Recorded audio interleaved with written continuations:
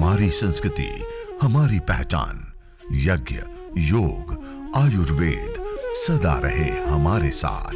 भारत के प्राचीन ग्रंथों एवं आधुनिक विज्ञान का दिव्य संगम, यज्ञ महिमा।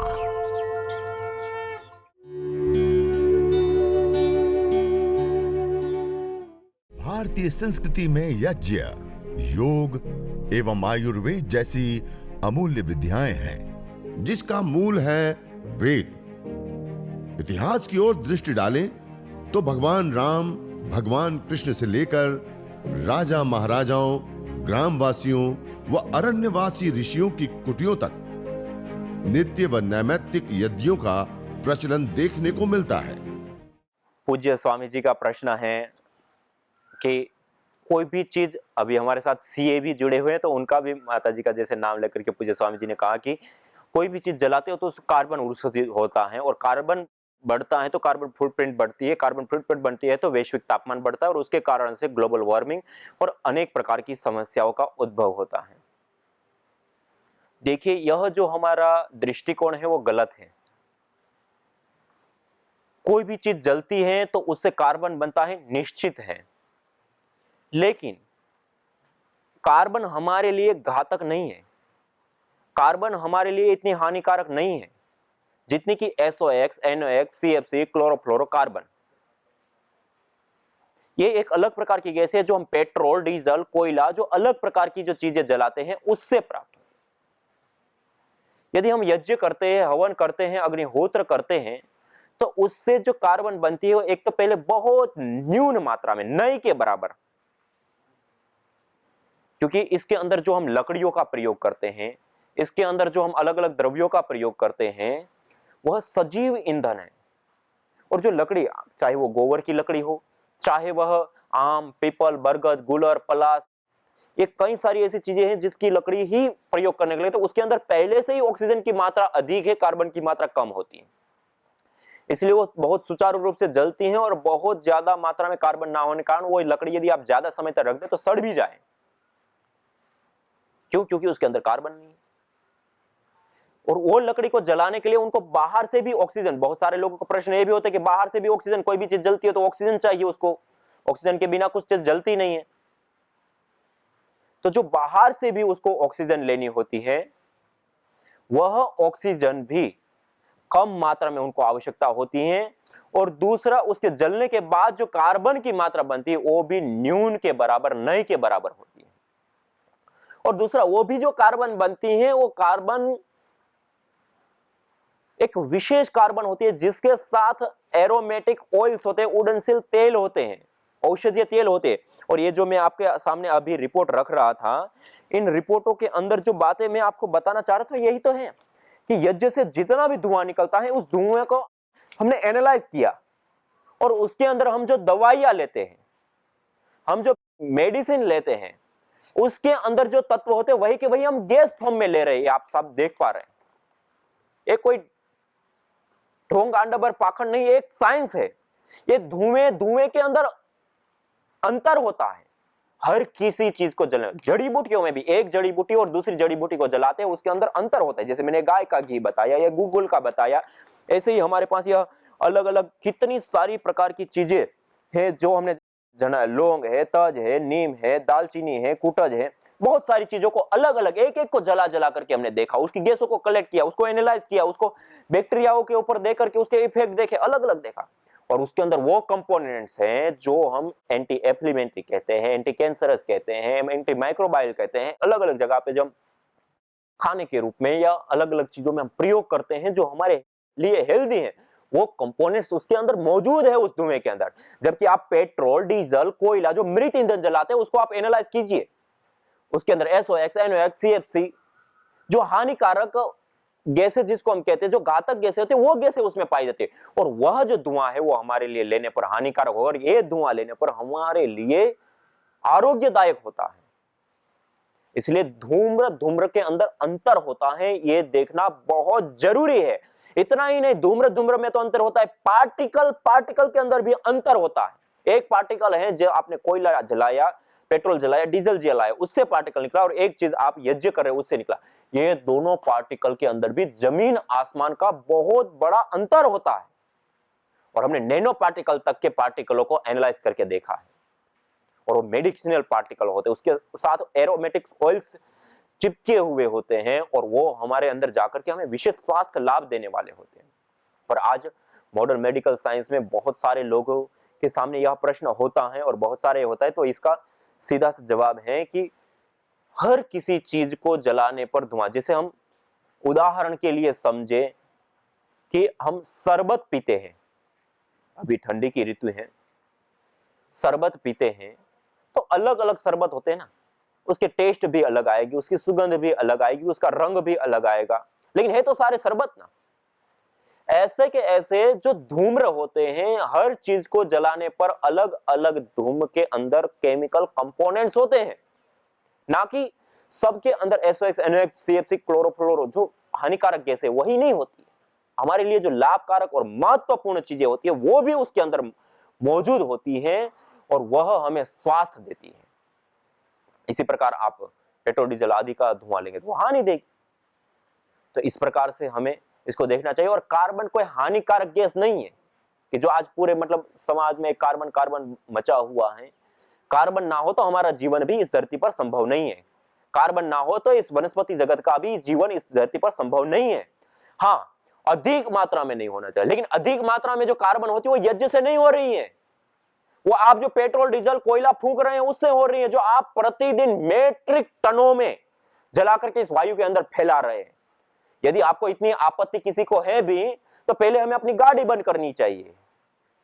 पहले हमने अपनी जो पेट्रोल डीजल कोयला जहां पे लग रहा है उन चीजों को बंद करना चाहिए जहां से वो गैस हानिकारक निकल रही है, ना कि यज्ञ से निकल रही है। और अपितु मैं ये बात एक महत्वपूर्ण और विशेष बताना, जब मैंने गैस की बात बताई, जो यज्ञ से गैसें, जो अलग अलग गैसें बनती है वो जब वायुमंडल के अंदर आती हैं, तो वायुमंडल के अंदर भी पेट्रोल डीजल कोयला से जली हुई जो हानिकारक गैसें होती है, ये दोनों गैसें जब आपस में मिलती है और एक निश्चित टेम्परेचर मिलता है तो फोटोकेमिकल प्रोसेस चलता है, और उसके परिणाम स्वरूप SOx, NOx, CFC आदि जो घातक और हानिकारक गैसें जिसको हम कहते हैं वो भी न्यूट्रलाइज करने का काम यज्ञ करता है।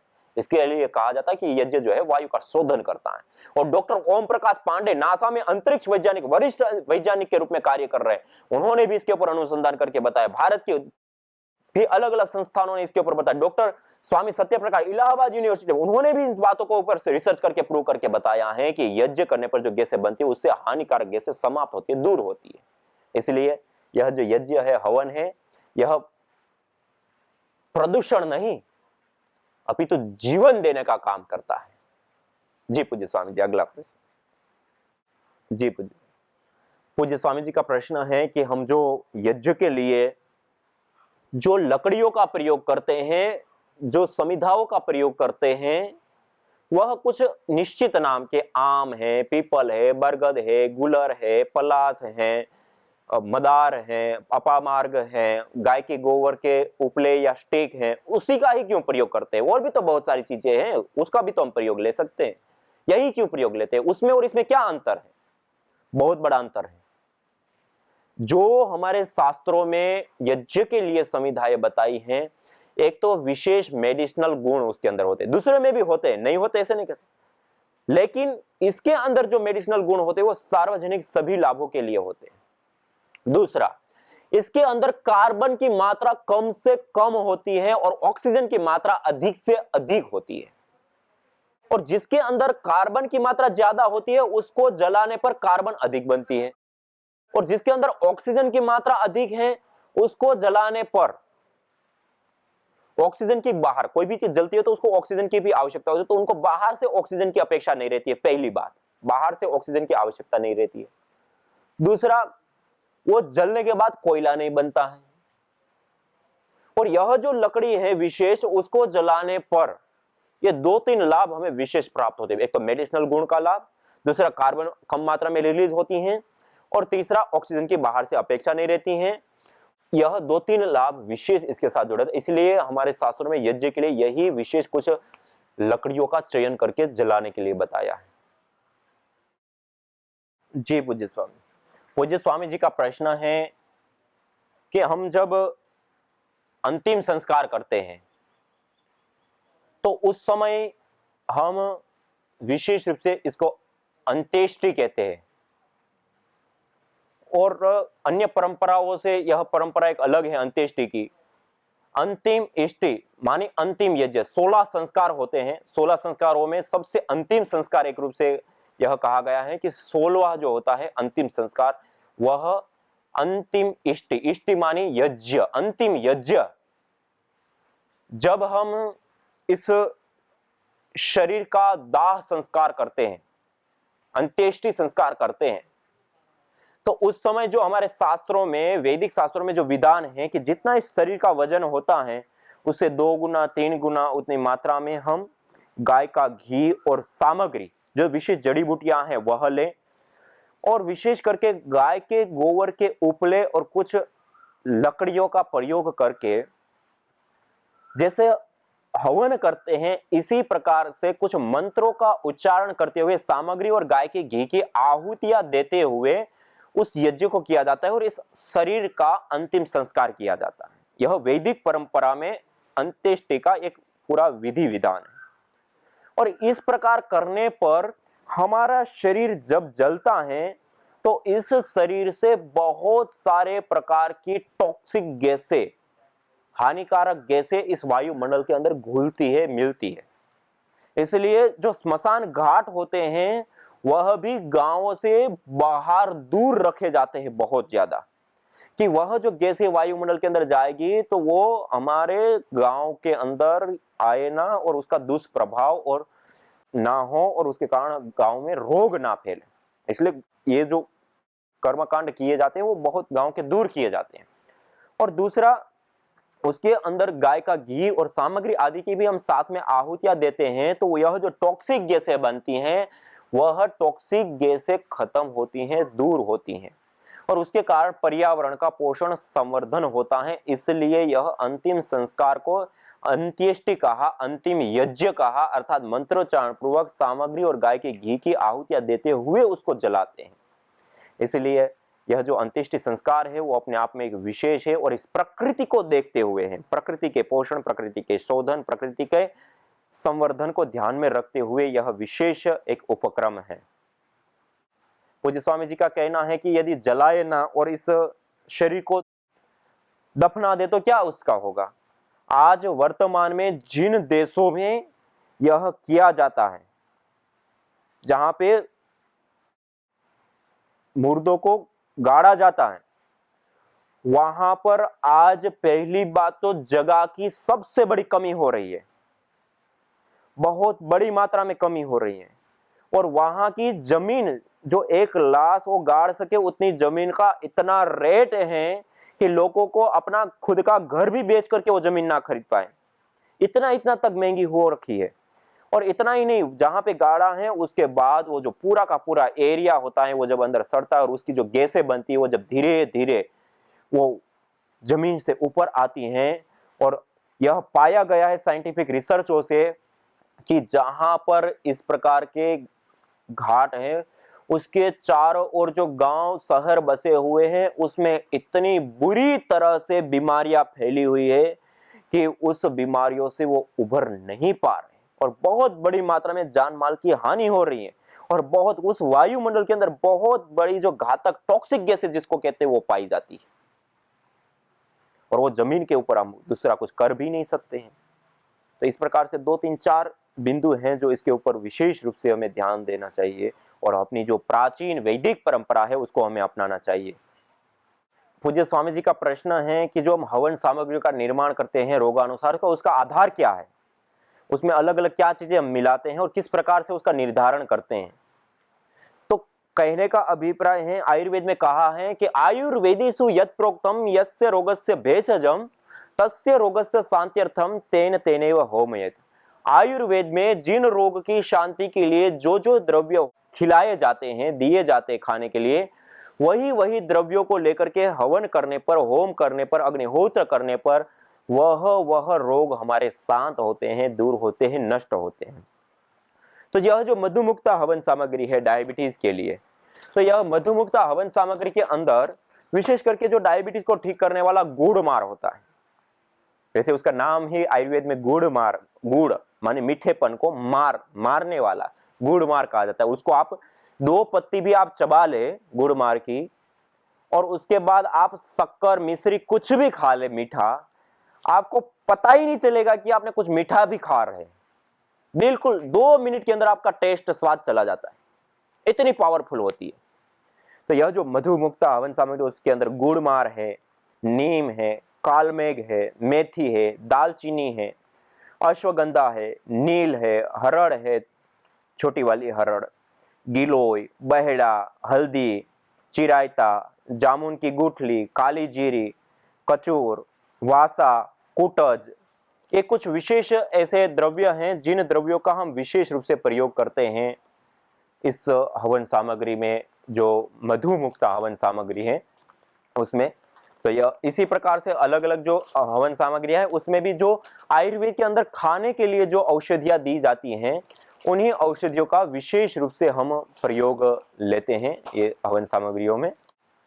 अभी वर्तमान में योगग्राम में और मुंबई का अपना एक केंद्र है वहां पे, और 4-5 केंद्र है विशेष यज्ञ चिकित्सा एवं साधना केंद्र, वहां पे हम इन सामग्रियों को भेजते हैं और वहां पर यह कार्य विशेष रूप से चल रहा है।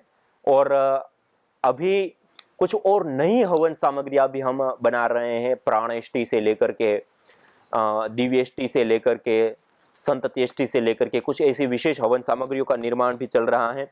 और ये सारी चीज जब तैयार हो जाएगी तो सभी स्टोर के ऊपर भी उपलब्ध हो जाएगी। अभी हम कुछ स्टोर के ऊपर अभी भेज रहे हैं, लेकिन सभी स्टोर्स के ऊपर नहीं भेज रहे। सबसे पहले यह चिकित्सालयों के ऊपर जाएगी क्योंकि यह ट्रीटमेंट के लिए विशेष करके हैं, और उसके बाद फिर सभी जगहों पे यह उपलब्ध हो जाएगी।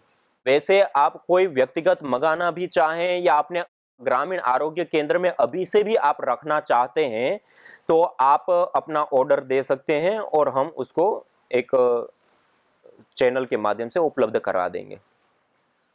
ये हवन कुंड किट है या समिधा है और भी जो चीजें हैं वो आपको अलग से ही उपलब्ध करा देंगे। भ्राता जी का प्रश्न है, छत्तीसगढ़ से बोल रहे हैं कि हवन सामग्री जो हम बनाते हैं उसमें मस्तिष्क रोग हैं, तो उसमें कौन कौन से हविर द्रव्य विशेष करके हम प्रयोग करते हैं। तो उसके लिए मस्तिष्क रोगों के लिए हम जो विशेष द्रव्यों का जो प्रयोग करते हैं उसमें हम ज्योतिष्मति, जिसको मालकांगनी भी बोलते हैं, इसी प्रकार शंखपुष्पी, ब्राह्मी, अश्वगंधा, अगर, तेजपत्ता, अपामार्ग, इलायची, गुलाब, जटामासी, गुगुल, सर्पगंधा, कपूर, श्वेत चंदन, पीपल, तालिस पत्र, वच, कूट, ये कुछ विशेष औषधियां हैं जो मस्तिष्क से संबंधित रोगों के निवृत्ति के लिए हम विशेष रूप से प्रयोग करते हैं। जी, हमारे भ्राता जी बिहार गया से बोल रहे हैं और कह रहे हैं कि जो यज्ञ हवन अग्निहोत्र होता है उसका काल, उसके विषय में कुछ आप बताने का प्रयास करें। तो देखिए, हमारे शास्त्रों में अग्निहोत्र के विषय में बहुत सारी महत्वपूर्ण और विशेष बातें बताई गई हैं, और उसमें यज्ञ का जो काल होता है वह भी बहुत ही महत्वपूर्ण और विशेष होता है। और यह वैदिक नित्य कर्म विधि नवीनतम संस्करण है, उसमें भी हमने यह जो अग्निहोत्र पुस्तक है उसमें विशेष करके बताया है, उदिते अनुदिते चैव समयाद्युषिते तथा सर्वथा वर्तते यज्ञ इति यम वैदिकी श्रुति। सूर्योदय के समय और सूर्यास्त के समय तथा समय के अतिक्रमण हो जाने पर अर्थात किसी निर्धारित समय में यज्ञ कर लेना चाहिए। इस प्रकार ये तीनों ही धर्म हैं, ऐसी वैदिक मान्यता है। सूर्योदय के समय भी करें, सूर्यास्त के समय करें, ये आदर्श समय है। इसलिए हमारे न्याय दर्शन में विशेष रूप से कहा द्वितीय अध्याय में कि उदिते होतव्यम, अनुदिते होतव्यम, समयाद्युषिते होतव्यम। उदिते होतव्यम माने सूर्योदय के समय हम हवन करें, अनुदिते होतव्यम सूर्यास्त से पूर्व हवन करें, उदिते होतव्यम, अनुदिते, और समयाद्युषिते होतव्यम जो सूर्योदय और सूर्यास्त का समय होता है उसके समय, सूर्योदय के बाद भी, सूर्योदय के पहले भी, और सूर्योदय और सूर्यास्त का जो समय काल होता है उसमें भी हम यज्ञ करते हैं। और इस प्रकार से यह जो काल है यज्ञ का, हवन का, अग्निहोत्र का, वह काल विशेष रूप से सूर्योदय और सूर्यास्त का हमें रखना चाहिए और उस समय करने का प्रयास करना चाहिए। यदि किसी कारणवश हम उसी समय में नहीं कर पाए तो उससे आगे पीछे का 45 मिनट के समय के अंदर हम करें। उसमें भी किसी कारण नहीं कर पाए तो कभी भी कर ले, लेकिन करना जरूर चाहिए। जैसे हम यात्रा में होते हैं, कहीं दूसरे ऐसे काम में जाते हैं और हमारा प्रतिदिन का स्नान का समय, दातुन का समय, शौच आदि का समय एक निर्धारित होता है कि हम इतने बजे उठ करके ये सारी चीजें करेंगे, लेकिन किसी कारणवश हम वो नहीं कर पा रहे तो आगे पीछे कर देते थोड़ा बहुत, और वो भी नहीं कर पाए तो कभी भी करते हैं स्नान। ऐसे ही यज्ञ भी हमें प्रतिदिन और अनिवार्य रूप से अवश्य करणीय कर्म होता है, और सूर्योदय और सूर्यास्त के समय हम विशेष रूप से जोर देकर के करें। हमारी बहन जी का प्रश्न है कि माताओं बहनों से संबंधित समस्या के लिए जो गर्भधा हवन सामग्री है उसका प्रयोग कैसे करते हैं। इस गर्भधा हवन सामग्री में पुत्र जीवक, नागकेशर, कायफल, सरपुंखा, जटामासी, वच, अनंतमूल, मिश्री, अपामार्ग, शिवलिंगी बीज, कोंच के बीज आदि से निर्मित होती हैं, और उससे सुबह और सायंकाल, सूर्योदय और सूर्यास्त के समय गाय के गोबर के कंडों के साथ, तांबे के हवन कुंड के साथ यज्ञ करते हैं। मंत्रोच्चारण पूर्वक पहले देव यज्ञ और उसके बाद गायत्री मंत्र से विशेष 21, 51 या 108 आहुतियां हम प्रदान करते हैं, और उन आहुतियों के पश्चात इसी हवन सामग्री को थोड़ा सा गाय के घी के साथ और गुगुल के साथ अंगारों के ऊपर रख करके मंद मंद सी धुनी करते हैं और उस वायुमंडल में रहते हैं। और हो सके तो प्राणायाम विशेष रूप से उस वायुमंडल में करें। अनुलोम विलोम, भ्रामरी, उद्गीत, ध्यान आदि उस वायुमंडल के अंदर, मेडिकेटेड एयर के अंदर आप करें। इस प्रकार से यह गर्भधा हवन सामग्री का आप विशेष रूप से प्रयोग करें।